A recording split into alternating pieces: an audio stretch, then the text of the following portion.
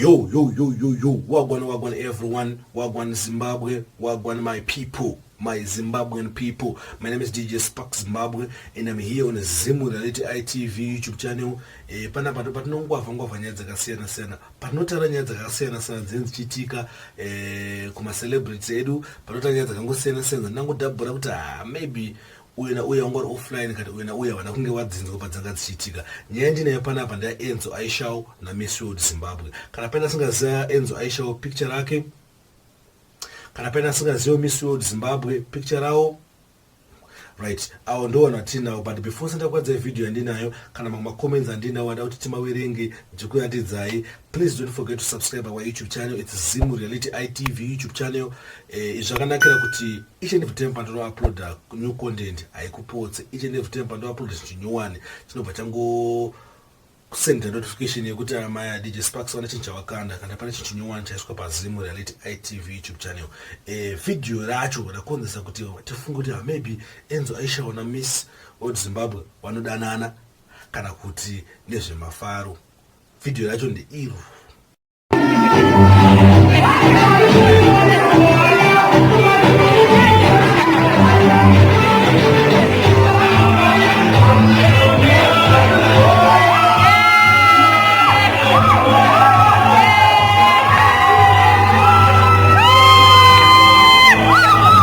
Maraona ka video ile wana ngwachi wainirana ndo zvanga zvichiitika. But pazobuda makomenti akasiyana-siyana, pazobuda makomenti akawandisa ngakutaurwa nevanhu. Akaita secomment yo yanga ichinzoni Enzo Aishaw Ndimuridzo Junior.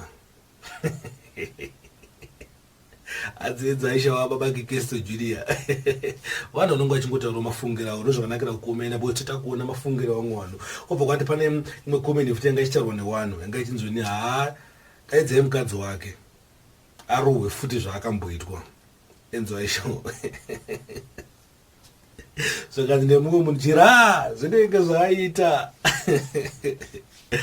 chira zvinenge zvaita. Makomenti akangosiyana-siyana anenge achikanzwa nemunhu. Pane mumwe azonditi hanzi zvichizvo social distance izvi. Pane mwana kurwadziwa akati hazvisi safe, vanhu vanokwana necoronavirus, hasizvo social distance, toda social distance. Because vanenge vakuseta social distance. Makomenti akangosiyana-siyana anga achitaurwa nevanhu. Unoziva vanhu vanotaura zvavanoda, vanokomenda zvavanoda. MuZimbabwe tinonzi freedom of speech. Anotaura zvavanoda, anotaura mafungiro anoita. Makomenti akasiyana-siyana. Zvakanzi nemumwe munhu hanzi akaita kunamatira kunge kuchechi, hanzi akaita kunamatira kumashure kunge kuchechi. Punchline kera vanhu vanenge vachitaura zvavanoda, vanokomera zvinhu zvakasiyana-siyana vanhu. Saka mubvunzo wandinawo ndisandakati hangu kamera yangu ndeyokuti Enzo Aishaw naMiss World Zimbabwe vanodanana here kana kuti ndezvekungotambawo. Because Enzo Aishaw azongaisa post yake iyo yanga achita yamaya Miss World Zimbabwe vanonakirwa neni big time.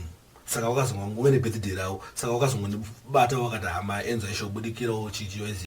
Saka wakazongotambawo zvemunyaya zvongosimbisa unoziva hapana waiziva plus unongoona futi chipombi kamudhara unosiziya. Uzo ukatona pombi kana zvekuti unoifa zangu unozvidhibha, unodhibha ndochokwadi checheche unodhibha. Saka mubvunzo wangu ndeyokuti Enzo Aishaw naMiss World Zimbabwe vanomhanya here.